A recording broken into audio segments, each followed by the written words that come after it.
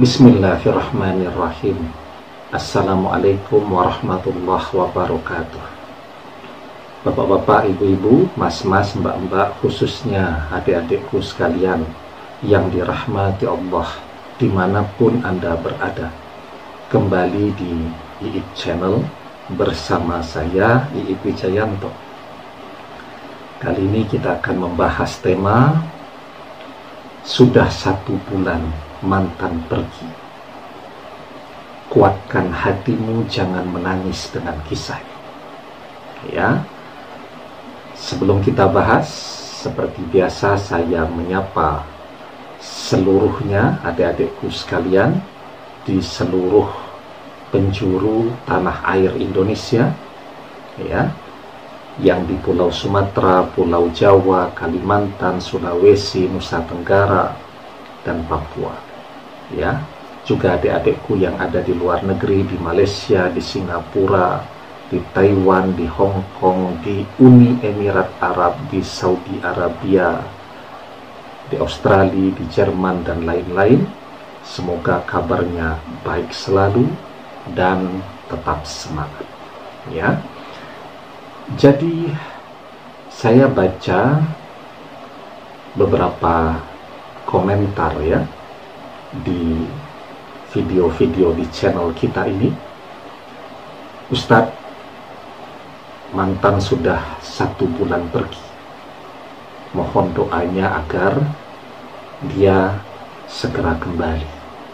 Ustadz, mantan sudah sebulan pergi, kapan dia kembali?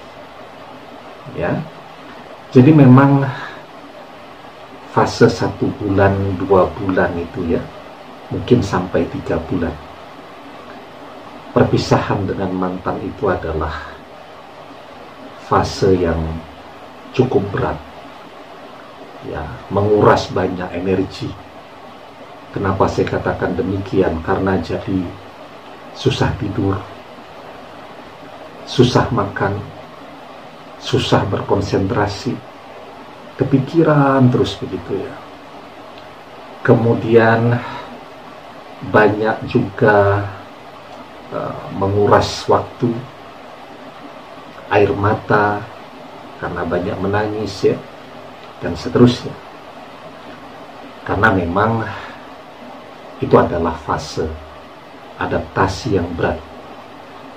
Siapapun yang berpisah dari kekasih yang amat sangat dia cintai, ya, suami atau istri yang amat sangat dia cintai dan mengkhianatinya, dia pasti akan mengalami fase kaget, adaptasi yang berat, ya, usaha untuk memahami keadaan, dan yang lebih penting lagi, tetap berusaha bertahan 1 bulan. Ya, ada sebuah kisah ya. Seorang suami menjalani pernikahan yang amat sangat berat dengan seorang wanita yang amat sangat dia cintai. Ya, berbeda usia cukup banyak, 8 atau 9 tahun. Si laki-laki lebih tua dari istrinya yang sedang menjalani kuliah lanjutnya atau studi lanjutnya. Sebuah pernikahan yang tidak disetujui oleh orang tua si wanita. Tapi karena cinta, si laki-laki memberanikan dan menguatkan hatinya untuk tetap menikah dengan si wanita yang amat sangat dia cintai, dan menjadi pernikahan yang amat sangat berat. Suami istri tapi tidak bisa tinggal di dalam satu rumah, karena si istri masih menempati rumah milik orang tuanya, walaupun tinggal di kota yang berbeda dengan orang tuanya, tapi di situ ada keluarganya. Kemudian si laki-laki tinggal di tempat yang berbeda. Jadi jaraknya itu 30 km untuk si laki-laki ini bisa menemui istrinya. Dia jalani dengan sabar. Setiap pagi sebelum istrinya masuk ke ruang kuliah, dia selalu menunggu, ya, mengantarkan istrinya masuk ke ruang kuliah dengan doa-doa agar mendapatkan ilmu yang berkah. Kemudian kalau istrinya minta dijemput 30 km, dia arungi, ya. Nanti menjemputnya tidak berani di dekat-dekat rumah sang istri, karena di situ ada keluarganya dan pernikahan ini tidak pernah disetujui, ya. Jadi harus janjian agak jauh, sana kemari. Kalau istrinya kemalaman, dia siap standby, ya. Setiap siang juga selalu dia sempatkan untuk mengantarkan makan siang untuk istri yang sangat dia cinta. Kalau sedang kangen, ya, suami istri saling merindukan, itu kan wajar. Tidak bisa seperti pasangan yang lain, kangen di rumah sendiri. Ini kalau kangen masih harus membayar, ya, ketemunya harus di hotel, harus keluar uang lagi. Dari luar kota sudah bawa tas, bawa koper karena kangen kepada istrinya. Tidak taunya begitu ketemu, istrinya harus kuliah malam, ya, meninggalkan suaminya di dalam kerinduan, kesepian, dan kekecewaan. Dan di dalam proses itu,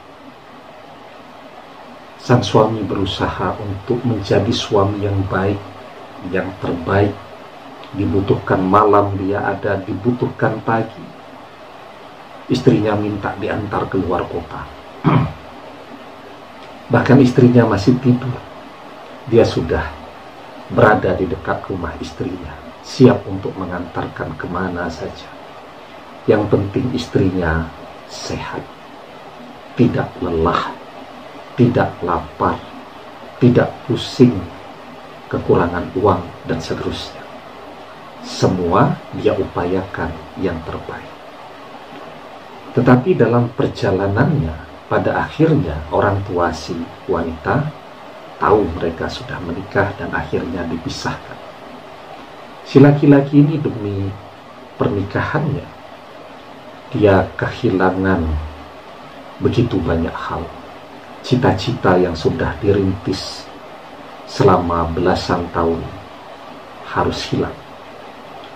Uang juga tabungan habis, ya, untuk berbagai kebutuhan rumah tangga mereka, untuk membayari kuliah dan seterusnya. Kalau orang kan tidak mau, ya, menikah kalau dia sudah bekerja dengan yang masih kuliah, ini repot, bakal diminta untuk membayari kuliah. Biasanya ditunggu sampai kuliahnya selesai, dia tidak. Dan akhirnya mereka dipisahkan atau dipaksa untuk berpisah, dan suaminya terpaksa mengalah. Jadi suatu hari suaminya ini pergi membeli sesuatu, ya, ke mall begitu, dan dia kaget. Baru 2 bulan atau malah baru 1 bulan si istri ini sudah bersama dengan laki-laki lain, diposting di Instagramnya. Ya, sang suami berusaha kan untuk bicara, kok secepat itu. Dia pergi ke rumahnya. Tidak mungkin kan kalau ke rumah pasti diusir. Maka dia lihat, oh, istrinya sudah siap-siap mau berangkat kuliah. Dia tunggu di jalan yang akan dilewati oleh sang istri. Berharap bisa bicara, ternyata dilewati saja oleh istri. Ya, dia berusaha tetap memberikan perhatian, tidak pernah ada jawaban. Waktu berjalan dari sebulan jadi setahun, dari setahun jadi 5 tahun. Apa yang dilakukan oleh sang suami? Sampai tahun keempat, setiap ulang tahun pernikahan mereka, dia selalu mengucapkan selamat ulang tahun di akun media sosial. Setiap hari ulang tahun, istrinya dia selalu menunjukkan bahwa dia ingat. Ya, tetapi karena istrinya tidak kunjung merespon, setelah itu setiap ulang tahun istrinya dia tidak posting lagi, tetapi dia tidak pernah lepas mendoakan agar istrinya baik-baik saja, sehat, bahagia, sukses. Bagaimana dia mengobati kerinduannya? Yang dia pandangi ya fotonya, video-video ketika mereka masih bersama. Kalau kerinduan itu sudah sedemikian besar, dia akan pergi, ya, sekedar melewati rumah sang istri, walaupun dia tahu persis istrinya sudah tidak di sana, itu pun sudah memberikan dia energi yang baru. Dia pergi datang ke tempat setiap pagi, dia biasa menunggu istrinya akan masuk kuliah. Ya, kemudian di setiap momentum pernikahan mereka, ya, misal di bulan Juli, dia selalu datang ke tempat di mana mereka menikah, ya, duduk merenung untuk merasakan kebahagiaan yang pernah dia rasakan beberapa tahun yang lalu, dan itu memberikan dia energi, kekuatan untuk terus bertahan. Ya, di setiap hari ulang tahun istrinya, dia menyempatkan diri untuk datang ke tempat di mana dulu biasanya istrinya biasa menunggu di dekat rumah istrinya jika mau diantar ke suatu tempat, dan di sana dia mendoakan semoga istrinya sehat, panjang umur, bahagia, dan seterusnya. Ya, begitu. Ada orang yang sudah bertahun-tahun dikhianati, ditinggalkan. Dia bersabar. Dia tidak pernah melepaskan doanya, karena dia yakin bahwa setiap doa yang dipanjatkan itu seperti investasi, ya, ditabung dan ditunggu suatu saat nanti akan membuahkan hasil. Ya, karena itu yang baru sebulan ditinggalkan, jangan bersedih. Karena ada yang sudah 1 tahun, ada yang sudah 5 tahun, bahkan ada yang sudah lebih dari itu ditinggalkan. Ada di antara mereka yang kemudian tidak sanggup untuk bersabar dan memilih seseorang yang baru. Tetapi ada juga yang kemudian memilih untuk bersabar dan terus berdoa. Jika awal menangisnya masih karena kangen kepada mantan atau orang yang sudah menganggap dia mantan walaupun dia masih suaminya, mungkin begitu. Tetapi seiring perjalanan waktu, dia melatih mengolah rasa. Sekarang dia sudah belajar untuk menangis karena kangen kepada Allah. Dari cinta kepada manusia, dia belajar untuk memahami cinta yang tertinggi kepada Allah. Di dalam surat Al-Maidah ayat yang ke-83, Allah Subhanahu wa ta'ala berfirman, wa iza sami'u ma unzila ila rasuli taro a'yunahum tafidu minad dam'i mimma arafu minal haq. Dan apabila mereka mendengarkan apa yang diturunkan kepada Rasul, kamu lihat mata mereka mencucurkan air mata disebabkan kebenaran Al-Quran. Ya, 1 bulan kita baru belajar menangis karena sedih ditinggalkan mantan. Setelah waktu itu berlalu, kita akan belajar menangis karena kangen kepada Allah.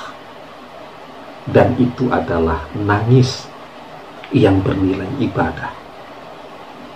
Nangis yang mendekatkan kita kepada Allah. Nangis yang akan membuat doa-doa kita menjadi doa yang mustajab. Demikian, semoga bermanfaat. Wallahu a'lam bishawab. Billahi taufiq wal hidayah. Assalamualaikum warahmatullahi wabarakatuh.